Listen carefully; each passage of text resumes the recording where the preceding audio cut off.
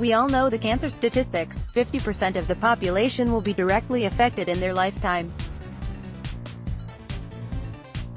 But nothing prepares you for when cancer comes knocking at your own door. 2 years ago, my friend's mother was losing her battle with pancreatic cancer. Doctors had tried everything to make her comfortable.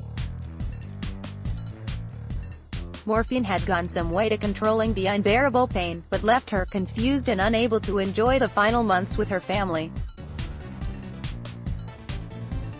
Right now, I'm witnessing the same happen with my mom.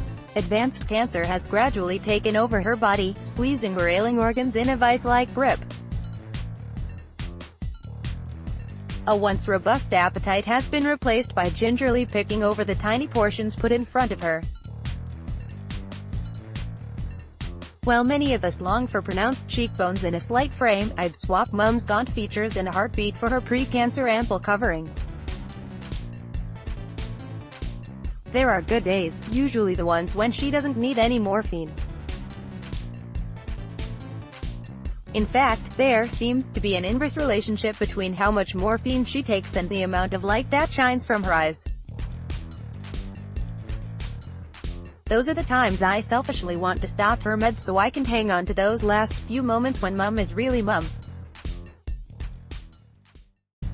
In the last couple of months of my friend's mother's life, she had stopped taking morphine. Living in Belgium, the family GP availed of a legal loophole, prescribing medical cannabis as part of her palliative care regime. We're not talking here the kind of cannabis oil sold legally in shops across the UK as CBD oil. I'm no CBD hater, I make my living writing about the stuff. However, CBD is only part of the medical cannabis story.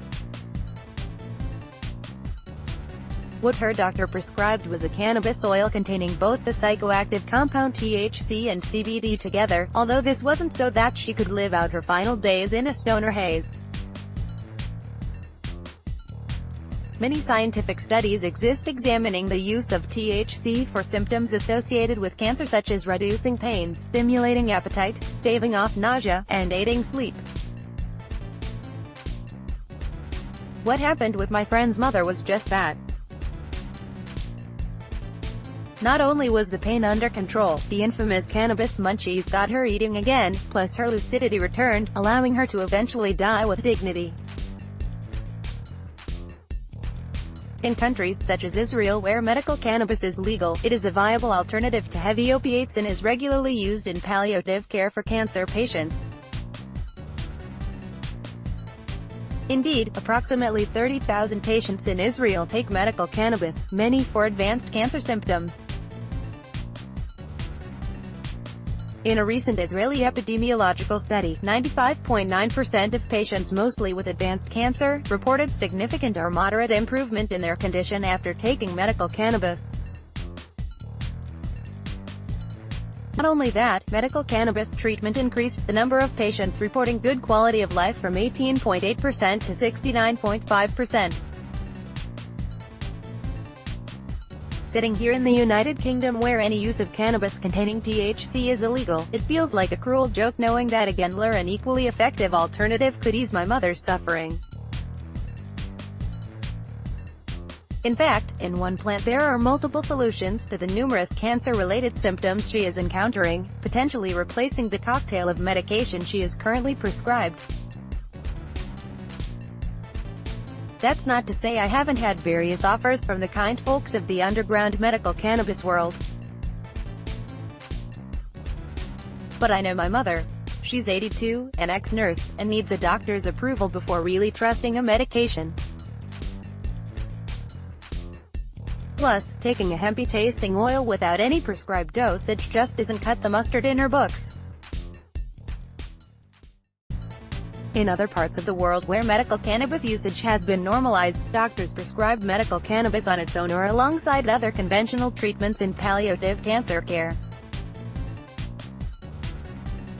There's no flailing around in the dark hoping that you're giving your love the correct dosage. I long for a time when this is the case in the UK.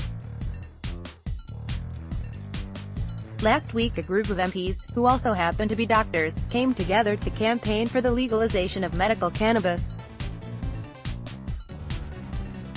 Headed by the ex-Conservative Health Minister, Dan Poulter, they have formed an all-party parliamentary group, APPG, that will put pressure on the government to change its outright ban on the medicinal use of the cannabis plant. I know this is too little too late for my mother. However, I hope and pray that common sense will prevail, allowing patients with cancer and other life-limiting illnesses to benefit from a medicinal plant that has been used safely and with a great success for thousands of years.